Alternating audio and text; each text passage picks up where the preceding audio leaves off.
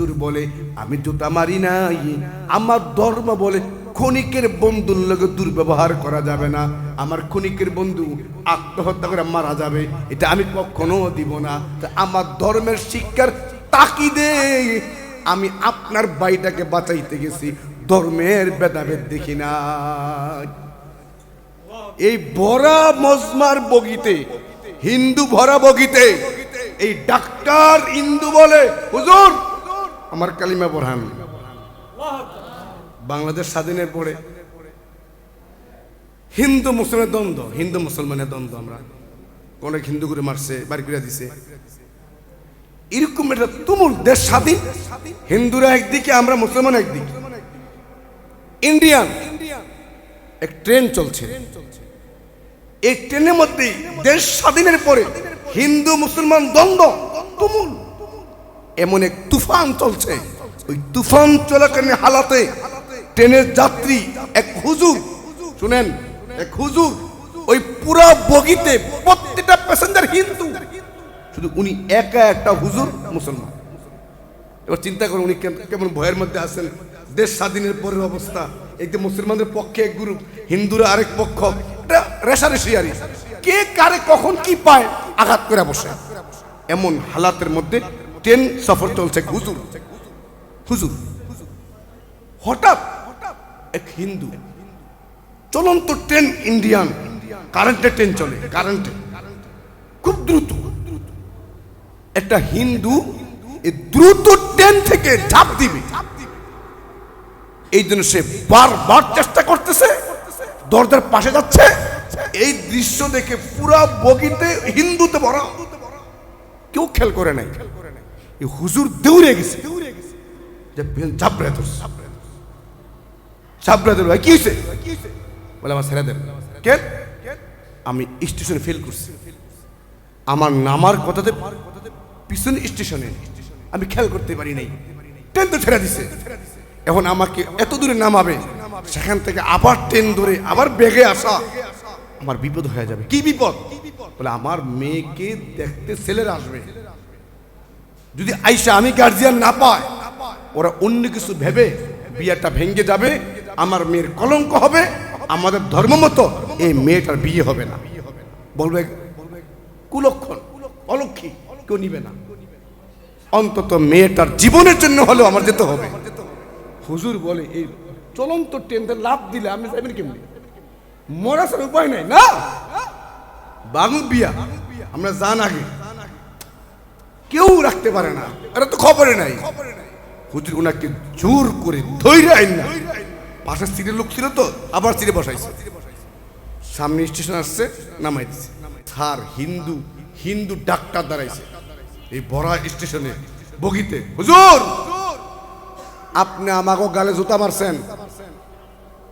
দেশ স্বাধীনের পরে তুমুল লড়াইয়ের অবস্থায় কয় এক ডাক্তার হিন্দু যারা কয় জুতা মারছেন, হুজুর তো ভয় পেয়ে গেছে, কি করেন?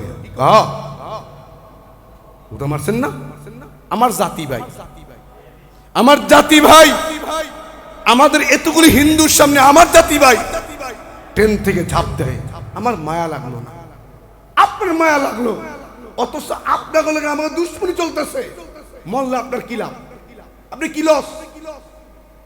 অথচ আমি বাঁচাইতে গেলাম না, আপনার থেকে বাঁচাইতে গেলেন, তা আপনি আমার কাছে তো মারলেন না। এই কথা বলার পর হুজুর বলেন না না না,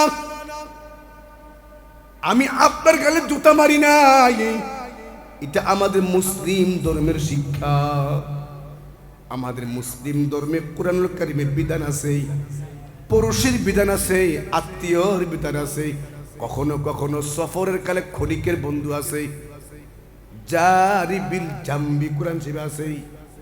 আরে কখনো ক্ষণিকের বন্ধু হয়, আপনি ঢাকা থেকে চট্টগ্রাম যাবেন, একটা দুইটা সিট, আপনি এক সিট নিছেন, আরেকটা সিটে আরেকজন বসছে, এই যে আপনার ডানের সিটে যে লোকটা বসছে, এই লোকটা আপনার ক্ষণিকের বন্ধু, আপনি লোকটার লগে আগেও দেখা হয় নাই, এই যাত্রা শেষ হওয়ার পর আর দেখা হবে না, 3 ঘন্টা এক পাশাপাশি সিটে ছিলেন, এই পাশে সিটের লোকের সাথে কি আচরণ করবেন পৃথিবীর কোন ধর্মের মধ্যে নাই।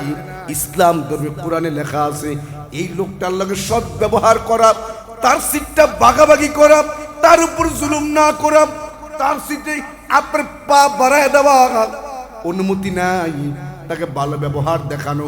ইসলাম বলে এটা ফরজ, উল্টা পাল্টা করা যাবে না। ওই হুজুর বলে আমি জুতা মারি নাই, আমার ধর্ম বলে ক্ষণিকের বন্ধুর লগে দুর্ব্যবহার করা যাবে না, আমার ক্ষণিকের বন্ধু আত্মহত্যা করে মারা যাবে, এটা আমি কখনো দিব না। আমার ধর্মের শিক্ষার তাকিদে আমি আপনার ভাইটাকে বাঁচাইতে গেছি, ধর্মের ভেদাভেদ দেখি না। এই ভরা মজমার বগিতে, হিন্দু ভরা বগিতে এই ডাক্তার হিন্দু বলে হুজুর আমার কালিমা পড়ান, আমাদের প্রাণ কাঁদল না, আমাদের ধর্মে তার দরদ দিল না, আপনার ধর্মে এত দরদ, তো এই ধর্ম হক, এই ধর্ম হক। আর উনি শিক্ষিত তো, হক পাওয়ার পরে বুদ্ধিমান লোক হককে মেনে নেয়। আপনি কালিমা পড়ান, শুধু এমন লম্বা ইতিহাস। এই ডাক্তার এক পর্যায়ে তার বিবি, তার ছেলে, উনি লুকায় লুকায় ছিলেন, বিবি ইসলাম ধর্ম গ্রহণ করছে, সন্তান গ্রহণ করছে, মা গ্রহণ করছে, বাবা করে না, বাবার কোনো মতেই পারে না।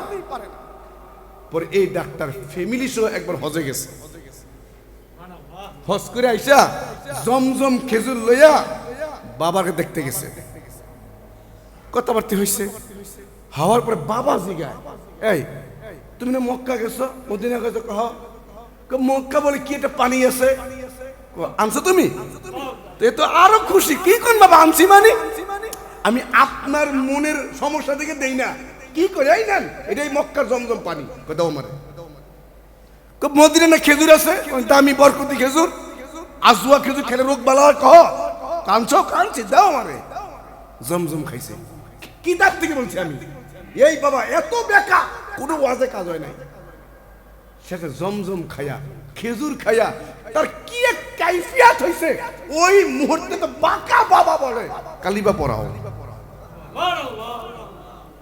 এক কোরআনের এক আমলের বরকতে, যে কোরআনের আদব, পাশের সিটের বন্ধুকে সব ব্যবহার দেখাও, ভালো আখলাক দেখাও, রান বাড়াই দিও না, তুমি কাটটা বারে কষ্ট দিও না। ও ক্ষণিকের বন্ধু, এই লোকটা জীবনে আর দেখা নাও হতে পারে, আগেও হয় নাই, পরেও হবে না, এই অল্প 3 ঘন্টার বন্ধু, তার লগে আচরণ কি হবে, কোরআন শিখায়, ইসলাম শিখায়, এই ধর্মের শেখানোর কারণে, আমল দেখানোর কারণে এই লোকটার পুরা ফ্যামিলি জাহান্নাম থেকে বাইচা জান্নাতের মালিক হয়ে গেছে।